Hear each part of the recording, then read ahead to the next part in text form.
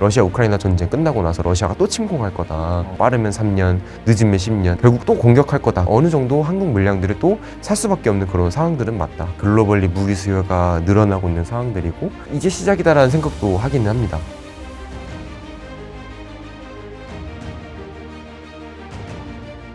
네, 그 다음에는 양승희 연구원님과 방산에 대한 하반기 전망을 좀 다뤄보고 싶은데, 야, 이 방산도 좀 실법하면 또 새로운 전쟁이 또 터지고, 이번에도 사실상 중동 분쟁이 터지면서 방산주가 또다시 상승세를 또 가파르게 보여주더라고요.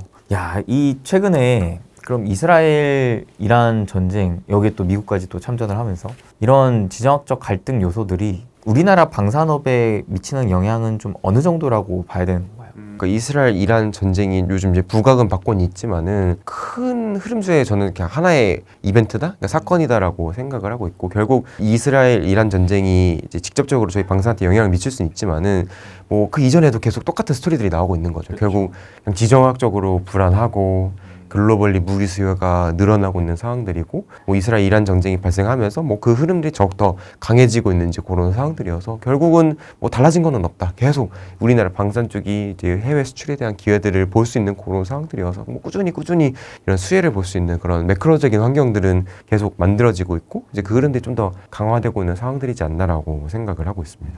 그러니까 이런 지정학적 분쟁들이 계속 더 우리나라 방산업을 좀 키워가는 것 같은데, 그러면 또 한편으로는 드는 생각이 이게 좀 언제까지 이렇게 올라갈 수 있을 것인가 이 생각도 드는 것 같아요. 네. 언제쯤은 또 꺾일 수도 있겠는데 과연 그 꺾이는 시점이 언제일까? 이런 부분에 대한 고민 어떻게 보고 계세요? 사실 저희도 되게 고민이 많아요. 뭐 이미 우리나라 방산 뭐 주가 측면에서도 그렇고 뭐 실적도 그렇고 뭐 수주도 그렇고 수익성도 그렇고 볼 것 다 본 거 아니냐 이런 이야기들도 있어요. 그러니까 수익성도 뭐 로템이라든지 에어로스페이스가 영업이익률 기준으로 해외 수출만 봤을 때는 거의 뭐 30-40% 나오기도 하고 있고, 수주도 폴란드에서 막 몇십조 원 수주 받았고, 뭐 주가도 뭐 PER로 봤을 때 거의 뭐 30-40배 올라가고 있는 상황들이고, 뭐 이제 거의 피크를 찍은 것 같다라고 이제 보고 계시는 것 같기도 한데, 사실 이제 시작이다라는 생각도 하기는 합니다. 왜냐면은 무기 수요에 대한 랠리 자체가 지금이 약간 그 초입에 대한 이제 부분들인 것 같고, 유럽만 해도 앞으로 더 늘어날 여지들도 있고, 그리고 지금 우리나라가 메인 시장을 지금 유럽으로 가져가고 있기는 한데, 유럽만 있는 게 아니라 뭐 중동도 있고 아태도 있고 이런 쪽으로도 계속 수요가 늘어나고 있고, 아직 수주를 안 받았을 뿐이지 이제 수주 받을 수 있는 기회들도 많이 깔려 있는 그런 상황들이고, 그리고 저희가 뭐 단순히 한국에서 막 직수출로 판매를 하기는 하는데, 뭐 직수출로 파는 형태를 벗어나서 뭐 해외에서 현지 양산한다든지, 아니면은 뭐 글로벌 기업들이랑 협력해가지고 뭐 연구개발해서 조인트 벤처로 뭔가 만든다든지, 아니면은 글로벌 방산 밸류체인에 또 편입이 된다라든지, 뭐 성장할 수 있는 또 재료들이 다수 깔려 있는 상황들이어서 지금 여기서 끝이냐라고 하면은 끝은 아닌 것 같다. 여전히 뭐 성장에 대한 부분들은 많이 좀 열려 있는 것 같다라고 저는 개인적으로 생각을 하고 있습니다. 이게 사실상 방산이 22년 러우 전쟁부터 시작해서 계속 줄기차게 수출 계약도 따내면서 성장하고 있는데, 이런 수출에 대한 모멘텀을 생각을 해보면은 여전히 유럽이나 중동, 아태 쪽의 지역들에 대한 좀 수입 물량까지도 생각을 해봐야 되니까 아직 성장할 수 있을 만한 룸이 남아있다. 네. 이렇게 보고 계신 네, 거예요. 맞습니다. 확실히 이 유럽 쪽에 대한 우크라이나 전쟁 이후로 발주되는 물량들이 이제 폴란드를 중심으로 해서 넓어가고 있는데, 그러면은 반대로 유럽 쪽 이 EU들이 최근에 얘기가 나오는 게 자주 국방 좀 해야 된다. 우리 자체적으로 해야 된다라는 얘기들이 많이 나오잖아요. 그러면은 그런 방향성의 기조에서 한국의 방산업이 치고 들어갈 수 있을 만한 룸이 또 열릴 수가 있을까라는 생각도 드는데, 이에 대한 고민 어떻게 생각하세요? 사실 이제 작년부터 계속 그 챌린지가 되고 있는 부분들이 있긴 하죠. 워낙 유럽이 이제 무기 수요 본인들 늘어나는데, 이거를 어떻게 보면 국부의 유출이니까 한국 무기를 사오게 되면은, 그래서 이제 역내 조달을 해야 된다, 보호주의를 강화한다, 뭐 유럽 자금으로 살 때는 뭐 몇 % 이상은 유럽에서 조달을 해야 된다, 여러 가지 이제 조건들을 달고는 있는 상황들인데, 사실 뭐 그 흐름은 뭐 불가피하다. 그리고 그럴 거라 생각을 했고, 과연 유럽에서 늘어나는 수요들을 유럽 방산 기업들로 다 온전히 대응이 가능하냐라고 하면은 저희가 몇 차례 질문을 해도 불가능하다라는 답들이 나오고 있어요. 뭐 저희가 추정하기에는 이제 유럽에서 얼마만큼 무기 수요가 나올까, 러프하게 뭐 탱크나 전차나 아니면 이제 포병 무기 체계들 저희가 수량들을 좀 산출을 해보면은, 결국 유럽이 필요한 무기는 러시아만큼 무기를 확충한다고 했으니까, 지금 유럽이 전체적으로 러시아랑 대응을 했을 때 러시아만큼은 보유를 해야 된다. 그 부족분에 방산에 대해서 산다라고 가정을 하면은 지금 탱크가 대략 한 2,600대, 한 3,000대 정도 현재 기준으로 부족한 걸로 파악이 되고 있고, 그리고 포병 무기 체계 같은 경우에 8,000대 정도 부족한 걸로 파악이 되고 있는데, 지금 독일이나 뭐 유럽에서 탱크 생산량이 대략 연간으로 한 50대 정도, 물론 캐파 늘려간다고 해서 100대, 뭐 150대 정도까지 늘어날 거고, 뭐 미국도 일부 납품을 하고 있으니까 미국의 뭐 에이브람스 전체라든지 이런 것들 한 100대 정도 생산을 하는 것들 고려하면은 지금 기준으로는 150대, 뭐 늘어나면 250대 정도 수준인데 부족분이 2,600대니까 지금 이거 확충하려면은 좋게 생각해서 10년이라는 상황이고, 근데 요즘 이제 이야기들이 많이 나오는 게 러시아 우크라이나 전쟁 끝나고 나서 러시아가 또 침공할 거다.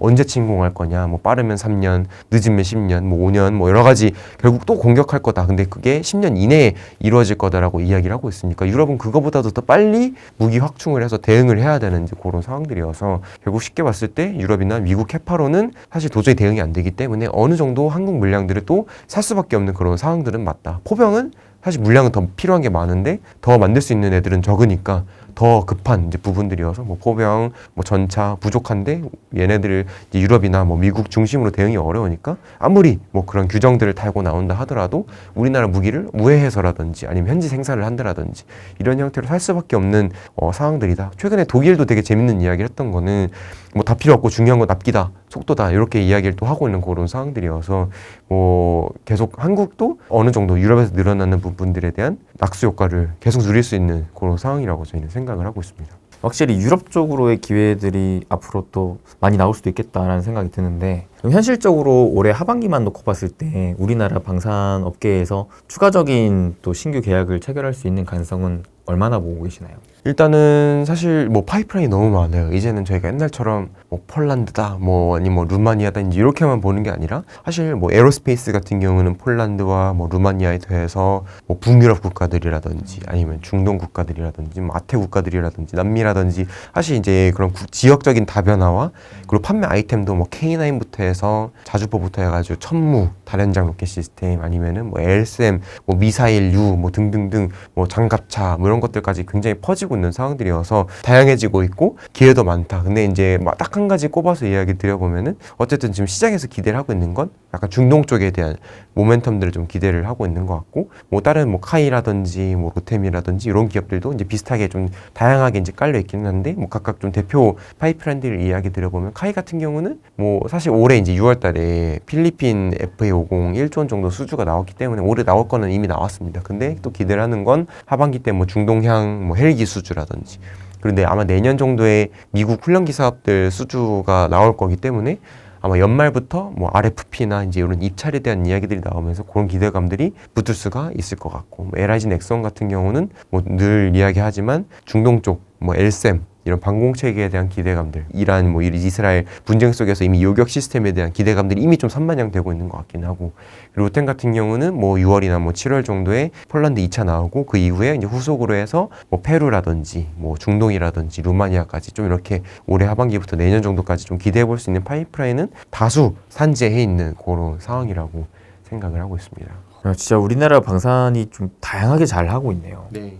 그럼 그 중에서도 하반기에 특히나 우리가 주목해 볼 만한 포인트는 뭐가 있을까요? 일단은 아까 말씀드린 것처럼 중동발 수주들, 그러니까 지금 저희가 계속 유럽 쪽에만 포커스를 맞추고 있고, 유럽이 뭐 큰 시장이기는 한데 어쨌든 이번에 하나 에어로스페이스도 뭐 유상 증자할 때 이야기를 하셨던 게 뭐 사우디의 현지 기업과 조인트 벤처를 해서 뭔가를 하겠다, 또는 뭐 현대 로템도 이제 K2 전차 같은 경우는 저희가 원래 중동 쪽에 팔고 싶어도 못 팔았었던 게 뭐 엔진이나 이런 파워팩에 대한 부분들이 독일 거를 썼었어가지고 독일이 이제 중동 쪽에다 수출 금지를 하고 있는 상황들이어서 못 팔았었었는데, 작년 하반기 때 이제 그런 뭐 S&T 다이내믹스가 변속기까지 저희가 국산을 하면서 파워팩이 이제 퓨어하게 한국산으로 이제 들어갈 수가 있는 상황이어서 이제 중동 쪽에도 들어갈 수 있는 부분들 좀 이제 올해 연초부터 해서 뭐 실제 현지, 그러니까 중동 쪽 전시회나 이런 데서 마케팅을 하고 있는 그런 상황들이어서 뭔가 중동 쪽에서의 기회들이 새로 좀 부상이 되고 있는 상황들이지 않나라고 저희는 생각을 하고 있습니다. 이번 이란 이스라엘 분쟁이 그 움직임에 좀 더 불을 붙였다라고 봐도 되겠죠? 마이너스는 절대 아니다. 예, 플러스면 플러스지 마이너스는 아니다. 이렇게 생각을 합니다. 근데 한편으로는 연구원님께서도 발간해 주셨던 리포트를 보니까 이 템베거 산업인 K방산이 또 새로운 다음 준비를 하고 있다라는 표현을 써주셨는데, 이거는 좀 어떠한 얘기인가요? 지금 결국은 지금 우리나라가 뭐 단순히 직수출만 하는 그런 상황들이긴 한데 이 판매 형태 또는 우리나라의 역할 범위 자체가 점점 늘어나게 될 거다. 이제 아까 말씀드린 게 이제 현지 양산을 하거나 아니면 이제 글로벌 밸류체인에 들어가게 될 거다라고 이제 이야기를 드렸는데 사실 이게 중요한 이유가 뭐냐면은 뭐 아까 유럽 쪽에 영내 조달 요건 강화되면서 그런 걸 회피하기 위한 이제 그런 관점에서도 중요하긴 한데 해외에서 우리나라는 굉장히 먼 나라입니다. 거의 동방에 있는 변방 국가이기 때문에 뭔가 무기를 산다라고 하는 게 되게 리스크일 수도 있어요. 왜냐면은 그 유럽의 입장에서 생각을 해보면은 전쟁이 터지거나 뭔가 문제가 터지거나 급하게 부품이 필요하거나 뭔가 대응이 필요하게 됐을 때 우리나라는 너무 멉니다. 그러니까 이제 우리나라 창원에서 막 다 만들어가지고 다 모든 것들을 해결한다고 하면은 사실 선택하기 좀 어려운 부분들이 있을 수도 있는 거죠. 근데 우리가 이제 현지에 뭐 공장을 저희가 짓거나 아니면 현지에 있는 기업들과 협력해서 현지에다가 뭔가 생산 거점, 이 거점이라는 것들을 만들게 되면은 그 유럽 입장에서는 편해집니다. 우리가 이 거점에서 부품을 생산을 한다라든지 뭔가 문제가 터지면은 수리를 한다라든지 대응할 수 있는 부분들이 있기 때문에 일단은 저희가 그렇게 생산 거점들을 확보를 하면은 추가적으로 지금은 저희가 막 폴란드, 뭐 루마니아에만 마케팅을 주력해서 하고 있긴 하지만 그 주변 국가로도 추가적인 확산들이 이루어질 수 있는 기회들이 더해지지 않을까라고 생각을 하고 있는 거고 그리고 또 한 가지 기대를 하고 있는 건 이제 글로벌 밸류체인에 들어가는 건데 지금 저희 촬영하는 시점 기준으로 한 3주 전, 2주 전에 되게 재밌는 보도가 있었던 게 하나 에어로스페이스가 독일에 가가지고 인더스트리 데이를 하고 왔습니다. 이제 뭐 인더스트리 데이라고 하는 게 이제 뭐 가가지고 현지 업체들이나 뭐 이제 아마 기관들을 모아놓고 마케팅을 하고 왔을 거예요. 뭐 우리나라 이런 거 한다. 에어로스페이스 뭐 자주포 잘 만들고 있고 뭐 탄도 하고 뭐 미사일도 한다. 이런 것들 아마 마케팅을 하고 오셨을 것 같기는 한데 그때 이제 보도된 것들 보면은 뭐 미사일이나 뭐 현지 거점 생산 약간 이런 것들 똑같이 이제 이야기를 하고 계신 상황이고 사실 저희가 뭐 유럽 같은 경우는 동유럽 쪽에만 주력해서 보고 있었었는데 이제는 서유럽 쪽에 마케팅을 하고 있는 그런 상황들이고 저희가 뭘 할 수 있을까? 사실 서유럽은 본인들 무기 체계들이 다 있습니다. 뭐 자주포도 그렇고 뭐 탱크도 그렇고 결국 우리가 노려볼 수 있는 거는 그런 제품들에 들어갈 수 있는 약간의 부품이나 부속품들, 뭐 약간 부체계들, 약간 이런 것들일 텐데 아마 이제 그런 것들을 좀 마케팅하고 있는 상황들이지 않을까. 뭐 그래서 저희가 기대를 하는 건 장기적으로 뭐 지금 당장은 아닐 수 있지만 독일의 라인메탈이라든지 아니면 미국으로 따지면 뭐 로키드 마틴이나 이제 이런 기업들의 뭐 예를 들어서 미사일 추진체라든지 아니면 장약이라든지 이런 뭐 공격 무기 체계들이라든지 이런 것들 부품들을 또 납품한다라고 하면은 약간 지금 뭐 수익성은 어느 정도 다 확인을 했지만은 그러니까 물량들이 계속 뭐 완제품도 늘어나고 현지 생산품도 늘어나고 부품에 대한 부분도 늘어날 수 있는 약간 그런 부분들을 좀 저희는 말씀드리고 있다 이렇게 정리를 드리고 있습니다. 근데 그만큼 Q를 늘리기 위한 우리나라 생산 기반은 다 구비가 되어 있는 상황인가요? 지금 이제 계속 선제적으로 뭐 우리나라 그 체계 종합 업체들, 에어로스페이스는 로템 이런 기업들은 이제 캐파를 늘리고 있거나 이제 늘릴 계획들을 하고 있고 그와 동행해서 부품사들도 당연히 지금 늘리라고 또 오더가 내려와 있기 때문에 같이 늘려가고 있는 그런 상황입니다. 뭐 대표적으로 뭐 HD 현대 인프라코어가 뭐 예를 들어서 K2 전차에 들어간 엔진 하고 있는데 아마 내년 하반기 정도 되면은 캐파가 200대 정도까지 좀 늘어나지 않을까라고 파악을 하고 있는 상황들이어서 지금 뭐 로템 전차 캐파가 100대 정도 수준인데 뭐 지금 부품사들은 이미 뭐 200대 이상으로 늘려가고 있는 상황들이니 뭐 약간 이제 같이 동행해서 꾸준히 캐파들은 확보를 해 가고 있는 상황이라고 말씀을 드리고 있습니다. 방산이 진짜 많이 올랐다라고 해서 간과할 만한 산업은 아닌 것 같아요. 확실히 보면 볼수록 우리나라의 정말 핵심 먹거리 중에 하나다라는 생각이 또 드는데 요즘에는 또 점점 실제 전쟁이 붙으면서 이 무인화 이런 쪽도 많이 곽광을 받고 있잖아요. 우리나라 이 방산 기업들도 이 무인화 작업에 계속 열을 내고 있는 상황인 건가요? 네, 저희도 하고 있고요. 사실 워낙 저희가 지금 팔고 있는 아이템들이 좀 되게 재래식 무기들에 가깝다 보니까 뭐 한국 지금 전쟁 트렌드는 드론이고 나중에 무인화되고 하는 부분들인데 과연 대응이 가능할까 이제 이런 우려들이 있으시긴 한데 물론 드론은 저희가 잘 못하긴 합니다. 뭐 약간 이제 이미 뭐 그건 중국이나 뭐 이란이나 러시아 이제 이런 쪽에서 앞서 나가는 부분들이 명확하게 있긴 하지만 사실 뭐 무인화라고 하는 게 드론에만 무인화돼 있는 게 아니라 뭐 K9 자주포를 무인화시킨다든지 전투기를 무인화시킨다든지 이런 것들도 생각해서 볼 수 있는데 저희는 이미 그것들을 다 개발을 이미 하고 있어요. 그래서 지금 뭐 아직 개발 단계일 뿐 양산을 안 되고 있는 거는 뭐 모든 국가들이 똑같은 거고, 그러니까 비밀리에 이제 개발이 다 되고 있는 거고, 되면은 20년대 후반부터는 조금 그 아이템들에 대한 변화들도 같이 좀 기대해 볼 수 있지 않을까. 뭐 K9도 지금은 K9A1이라고 하는 버전이 팔리는데 아마 26년, 27년부터는 A2 버전, 그러니까 약간 무인화는 아니고 어느 정도 좀 자동화되는 부분들이 있을 거고 A3 버전이 되면 완전 무인화해서 아마 30년대부터 해가지고 납품이 될 거고 천무 이런 것도 무인화가 다 될 거고 그리고 전투기 KF-21 저희 올해 작년부터 이제 양산되고 있는 차세대 중형 전투기 같은 경우도 장기적으로 무인화시키는 이제 그런 방향으로 또 개발 계획들이 다 잡혀 있는 상황으로 보고 있어서 뭐 저희는 그 흐름에선 뒤처지지 않고 있다 생각을 하고 있습니다. 뭐 트렌드이기 때문에 저희도 할 수밖에 없고 이미 하고 있는 그런 상황입니다. 그러면은 아까 이제 말씀해 주셨던 것 중에 확실히 이 유럽 쪽으로의 기회와 중동 쪽으로의 기회 이렇게 좀 기대를 해볼 수 있겠다라고 하셨는데 유럽 쪽으로는 이 전차 포병 이쪽에 기회들이 있다라고 하셨잖아요. 대표적으로 기업을 따지고 보면은 뭐 하나 에어로스페이스, 현대 로템이 있을 것 같고 중동 쪽으로의 기회도 비슷한 기회로 좀 봐야 되는 건가요? 중동은 조금 더 다각화되어 있는 것 같기는 해요. 왜냐면은 지금 이스라엘이랑 이란 같은 경우는 국경이 멀리 떨어져 있다 보니까 미사일로 주고받고 있는 이제 그런 상황들이어서 약간 그런 것들에 대응하기 위해서 미사일도 필요할 거고, 아니면 이제 방공 체계들이 필요할 거고.